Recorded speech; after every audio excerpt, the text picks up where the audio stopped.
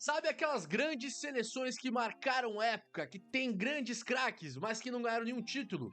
Então nesse vídeo eu resolvi trazer aqui o ranking das 7 maiores seleções da história, mas que não ganharam nenhum título. Isso eu tô falando, lógico, de gerações, né? Então eu vou trazer aqui times históricos, times que têm grandes craques, mas que não ganharam Copa do Mundo, não ganharam Eurocopa, não ganharam Copa América, não ganharam Copa das Confederações, não ganharam um mísero título importante no futebol de seleções. E eu não vou considerar aqui títulos pequenos, títulos amistosos, e também não vou considerar aqui títulos das Olimpíadas. Então vão ter seleções que eu vou trazer aqui que parte da geração dos jogadores ganharam as Olimpíadas, mas eu não tô considerando aqui. Então eu vou fazer o ranking, mas antes, se inscreva no canal, deixe o like, que é muito importante aqui para que o vídeo possa ser distribuído no YouTube.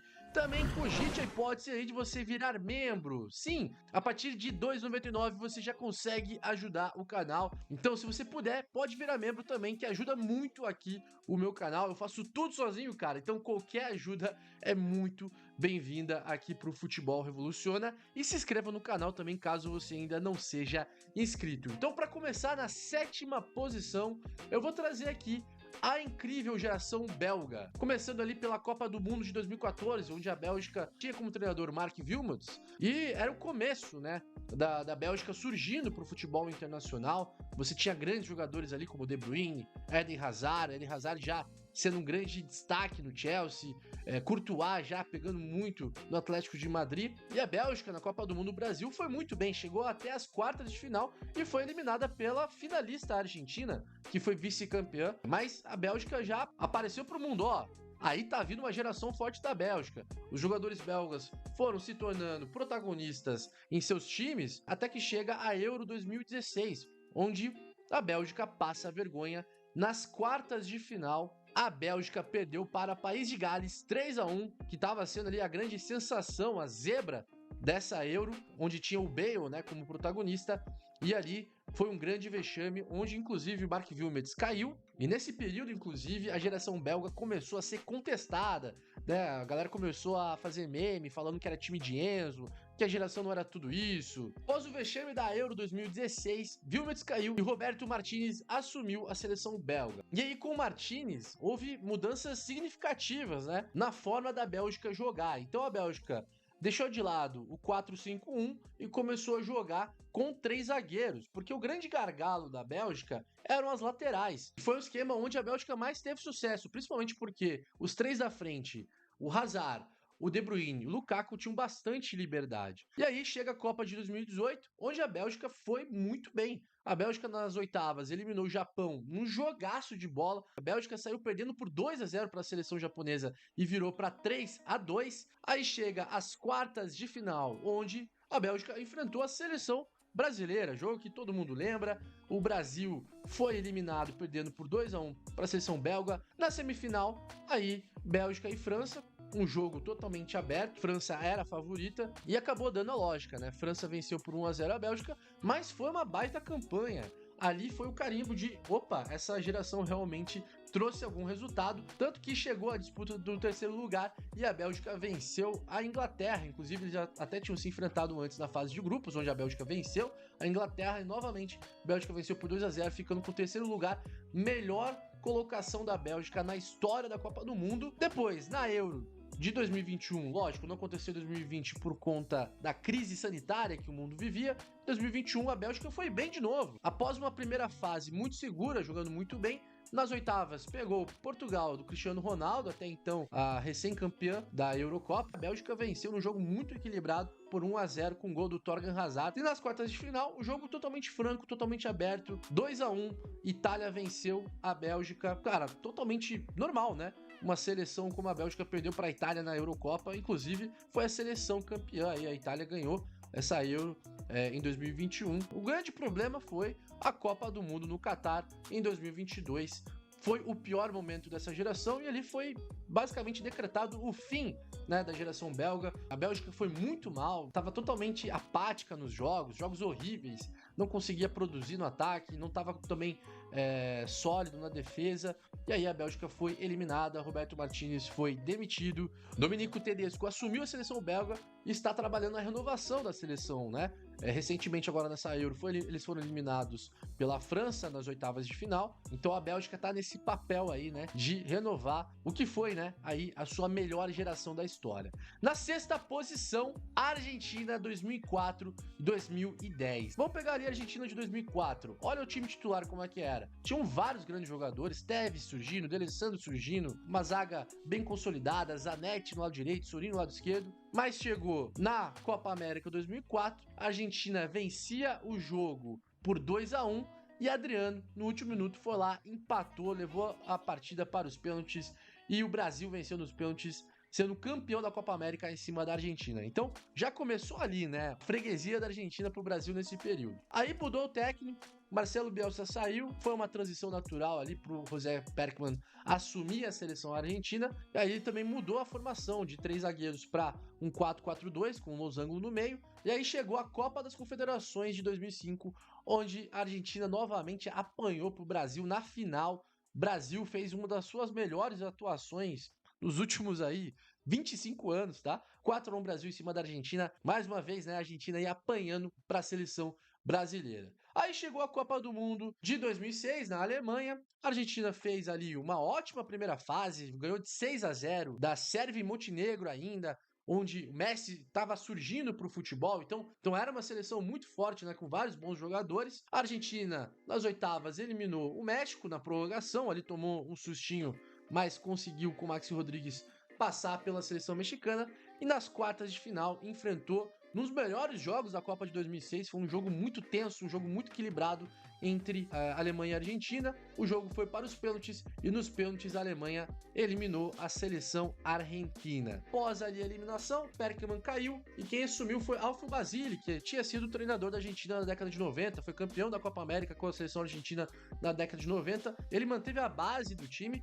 porém ele começou já a colocar como titular o Messi. O Tevez também começou a ganhar mais espaço na seleção. O Riquelme ainda continuava como titular da seleção argentina. Veron, já experiente, né, já mais velho, voltou a ser titular da seleção argentina. Com o Pekerman, por exemplo, não estava tendo espaço na seleção.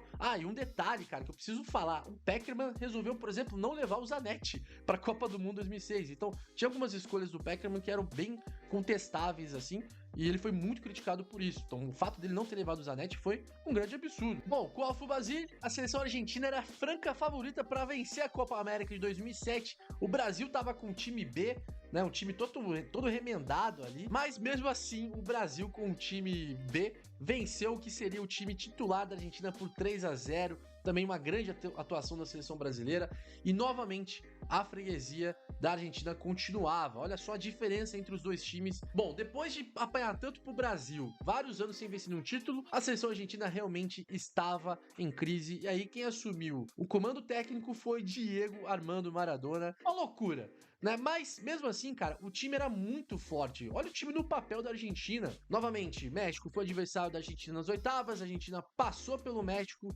ainda com altos e baixos que a seleção argentina estava tendo, até que chegou novamente a Alemanha nas quartas de final, algoz da Argentina na Copa de 2006, e novamente a Argentina apanhou para a Alemanha, e dessa vez foi humilhada. 4-0 a Alemanha em cima da Argentina. A Argentina realmente estava uma bagunça completa.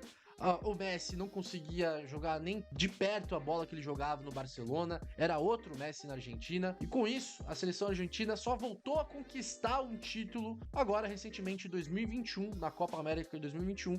A Argentina tinha ficado 28 anos na fila sem vencer nenhum título importante. Vamos agora para a Inglaterra, na quinta posição. Inglaterra que tinha um baita time no papel, comandado pelo técnico sueco Sven-Göran Eriksson. Aí você tinha Lampard, Gerrard, Scholes, Beckham, Rooney, Owen. Era um timaço, era um dos grandes favoritos para vencer a Euro de 2004. Chegou a Euro, pegou nas quartas de final a anfitriã, o time da casa, Portugal, num jogaço, um dos melhores jogos dessa Euro. Portugal e Inglaterra empataram 2-2, a partida foi para os pênaltis, e nos pênaltis, Ricardo, sem as luvas, o goleiro português se destacou, pegou a bola do Wessel e eliminou a seleção inglesa. Tudo bem, era a seleção da casa, Portugal era um time forte. A Inglaterra agora falou, não, agora na Copa do Mundo da Alemanha em 2006, agora a gente vem forte. a gente precisa aqui equilibrar um pouco o time. Então o Scholes perdeu espaço na seleção, realmente ele nunca jogou a bola que ele jogou no United pela seleção inglesa. Hargreaves começou a assumir a titularidade, era um bom volante, e o Joe Cole, né, que vinha muito bem naquele período, se tornou titular. Na Copa do Mundo de 2006, na primeira fase e nas oitavas, a Inglaterra não convenceu. Nas oitavas, a Inglaterra eliminou o Equador, né, por 1-0 com gol de falta do Beckham. Aí que chegou nas quartas de final, a seleção do Cristiano Ronaldo. Novamente a disputa foi para os pênaltis e novamente a Inglaterra perdeu para os portugueses nos pênaltis, sendo eliminado novamente. E a geração de ouro de Lampard, Beckham, Gerrard e companhia acabou chupando o dedo, sendo eliminados de uma grande competição. Na Euro de 2008, por exemplo, nem foram classificados. Ali a seleção inglesa começou a entrar realmente em uma grande crise. Se você está, por acaso, buscando uma nova casa para fazer sua fezinha, vou deixar aqui o recado da Selbet. Além deles serem regulamentados pelo governo federal, isso mesmo, são autorizados pelo Ministério da Fazenda, eles também possuem um ótimo suporte para os clientes, né? Que jogam ali na Selbet. É só ver aí a nota do Reclame Aqui, por exemplo. Ótimas odds, ótimo lugar para você também poder se divertir. E lembrando, galera, é para maiores de 18 anos. E você não vai mudar de vida com isso aqui, cara. Então você não vai ficar milionário, você não vai trabalhar com isso aqui. É apenas para você se divertir, usar aquela grana que você usaria para lazer. Beleza? Então, se você está interessado, se cadastre no link do comentário fixado ou no link aqui do QR Code, cadastre-se e faça a sua fezinha. Quarto lugar está Portugal 2004-2006, uma das melhores gerações da história de Portugal, porque você tinha ali o Deco, Figo, um jogador já extremamente consolidado no futebol europeu, foi eleito o melhor do mundo, Cristiano Ronaldo surgindo como um jovem talento, e o técnico era o Felipão. Bom, tinha tudo, a faca e o queijo, para vencer a Euro 2004. Afinal, a competição era em Portugal, como eu já havia dito. Portugal foi até a final, aos trancos e barrancos, tá? Com bons jogos, às vezes jogos ali passando no suspiro, na emoção, até que chegou a grande final, onde Portugal enfrentou a Grécia, e aí rolou uma das maiores zebras da história. A seleção grega venceu por 1-0 Portugal, talvez uma das piores finais da história do futebol mundial, mas mesmo assim, a Grécia venceu por 1-0 Portugal e se tornou campeã da Eurocopa 2004. Aí chegou a Copa do Mundo de 2006. Portugal passou da primeira fase, foi até as oitavas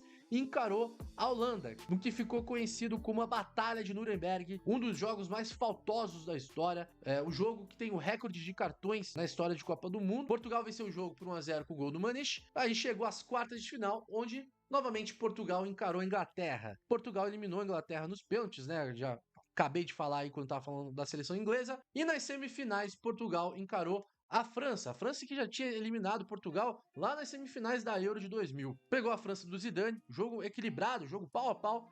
Deu a França, tudo bem, nenhum vexame, normal perder para a França numa Copa do Mundo, um grande jogo. E aí Portugal foi para a disputa do terceiro colocado e perdeu para a Alemanha. A terceira maior seleção da história que nunca ganhou um título é o Brasil, de 80 a 82, o Brasil de Tele Santana, uma das seleções mais mágicas da história do futebol mundial. Ficou marcado pelo seu futebol bonito, né, pelo seu futebol plástico. O Brasil na primeira fase atropelou. Óbvio, tem um jogo até equilibrado, um jogo tenso, né, na estreia contra a União Soviética, mas depois atropelou a Escócia por 4-1, com o Zico jogando muito, Falcão jogando muito, venceu a Nova Zelândia por 4-0, Brasil voando na primeira fase. Depois encarou o maior rival, novamente a Argentina apanhando pro Brasil. O Brasil venceu por 3-1 e aí chegou o fatídico jogo do Brasil e Itália. O Brasil precisava pelo menos empatar o jogo para ir para a final, mas acabou perdendo por 3-2, onde Paulo Rossi fez hat-trick e acabou eliminando o Brasil de Zico, Sócrates e companhia. Uma das maiores tragédias aí do futebol brasileiro, né? Afinal, todo mundo estava muito confiante para essa seleção ser campeã, porque todo mundo considerava, né, que era disparada a melhor seleção da época, mas era uma seleção que tinha alguns problemas táticos, tinha alguns problemas de marcação, e a Itália se aproveitou disso. Era uma seleção mais tática, uma seleção com uma defesa também muito forte, e eles acabaram levando a melhor e depois se tornaram campeões mundiais aí de 82. Segunda maior seleção da história que nunca ganhou um título importante é a Hungria de 50 e 54. Essa geração, que é considerada como a geração de ouro da Hungria, é um dos times que mais revolucionou o futebol taticamente. Por quê? Muitos times jogavam no formato WM. A seleção da Hungria começou a recuar um dos meio-campistas, aqui no caso seria o Zacarias, e no caso aqui ele viraria um quarto zagueiro, ou seja, fazendo uma linha de 4 e o Bozic junto com o Hidiguchi ali no meio-campo, o que seria ali um 4-2-4. A Hungria foi um time que evolucionou do WM para o 4-2-4, que depois a seleção brasileira em 58 iria utilizar, né? 58 e 62 viria a utilizar e se tornar bicampeão mundial. Essa geração da Hungria também foi marcada, né, por ter um time compacto. Então, basicamente, os 10 jogadores de linha defendiam juntos e atacavam de uma forma conjunta, o que era algo muito inovador para a época. Na época ainda era muito comum marcação homem a homem, o setor do ataque ser bem separado do setor defensivo, e a geração da Hungria revolucionou esse quesito aí no futebol mundial, tanto que depois o carrossel holandês bebeu dessa fonte, influenciou completamente o futebol mundial a ponto de chegar no futebol que a gente tem hoje, né? Com os times jogando com as linhas bem aproximadas uma das outras. O primeiro jogo que eu destaco aqui não é nem um jogo oficial, mas é uma partida que até hoje é muito comentada, que é considerada a partida do século XX. Até então, colocava a Inglaterra, que eles diziam, né, mania de inglês, eles diziam que eles eram os melhores do mundo, e eles enfrentaram em um Wembley lotado com mais de 100 mil pessoas a seleção húngara, e a Hungria atropelou os ingleses. O mundo começou a conhecer, de fato, a seleção húngara. Copa do Mundo da Suíça chegou às quartas de final, onde a Hungria enfrentou a seleção brasileira. E um jogo que ficou conhecido como a Batalha de Berna, justamente porque foi um jogo muito pegado. A porrada comeu nesse jogo, mas a Hungria venceu por 4-2 e eliminou os brasileiros. Na semifinal, a Hungria pegou o Uruguai, um jogo duríssimo. O Uruguai foi uma das seleções que conseguiu equilibrar o jogo com a Hungria. A Hungria abriu por 2-0 e o Uruguai empatou depois 2-2. E na prorrogação, o Coxes fez 2 gols e eliminou os uruguaios, fazendo com que a Hungria chegasse na grande final e pegasse a Alemanha Ocidental. Na grande final, nós tivemos ali um dos maiores jogos também do século XX. A Hungria saiu vencendo por 2-0. A Alemanha logo já fez ali o gol com o Mola, o seu golzinho, ficando 2-1 para a Hungria. E depois a Alemanha conseguiu virar o jogo para 3-2, um jogaço de bola. E ali a Alemanha conquistou seu primeiro título mundial e fez com que uma das maiores gerações da história do futebol, de Puskás, Coxes e companhia, não conseguisse vencer um título sequer. Óbvio, eles venceram o título das Olimpíadas, que é bastante comemorado pelos húngaros, mas eles jamais conquistaram nenhum título de grande porte. Vamos agora para a melhor seleção da história que nunca venceu um título, melhor geração que nunca conquistou uma taça, que é a Holanda de 74 a 78. É o famoso carrossel holandês. A Holanda de 74 do Rinus Michels foi um dos times também que mais revolucionou a história do futebol. Bebeu muito na fonte da Hungria, porque era um time também extremamente compacto. Você vê aí vídeos famosos onde tem 7, 8 jogadores holandeses todos partindo juntos para cima de um mesmo jogador adversário. Então era um time que jogava de uma maneira muito compacta e era um time que também os jogadores mudavam de posição a todo instante. Então o Cruyff, que teoricamente no desenho aqui seria um centroavante, seria um 9, cara, ele vinha buscar a bola lá na defesa, então ele jogava de uma maneira completamente livre. O Neskins jogava de uma maneira completamente livre também. Você tinha o Rap e o Rensenbrink, teoricamente eram pontas, mas também que eles jogavam pelo meio, também que eles fechavam pelo meio. Então era um time muito bem coordenado, um time que realmente os jogadores tinham ali uma química, né, pra estar a todo instante mudando de posicionamento, mantendo a organização e de uma forma compacta. Tanto que na primeira fase eles atropelaram, principalmente o jogo famoso contra o Uruguai, onde eles venceram por 2-0. Chegou a segunda fase, a Holanda venceu por 4-0 a Argentina. A Argentina não viu a cor da bola também. Esse jogo foi muito emblemático, que mostrou a organização tática da seleção holandesa. A Holanda também venceu por 2-0 a Alemanha Oriental, com gols de Neskins e Rensenbrink. E venceu o Brasil também, outro jogo que a porrada comeu. É engraçado que como tem jogo da Holanda, seja com o Brasil, seja com Portugal, seja com vários adversários que deu briga, deu o pau tora, né? A Holanda venceu o Brasil por 2-0 E até a final, a Holanda só tinha tomado um golzinho só, que foi numa vitória da Holanda de 4-1 em cima da Bulgária lá na primeira fase. Eles chegaram de forma invicta e tomando apenas um golzinho e atropelando todos os adversários. Por isso que essa seleção foi tão marcante, porque o nível de domínio que essa seleção teve em relação aos adversários foi muito grande. Porém, chegou a final e aí, novamente, a Alemanha venceu outra geração de ouro.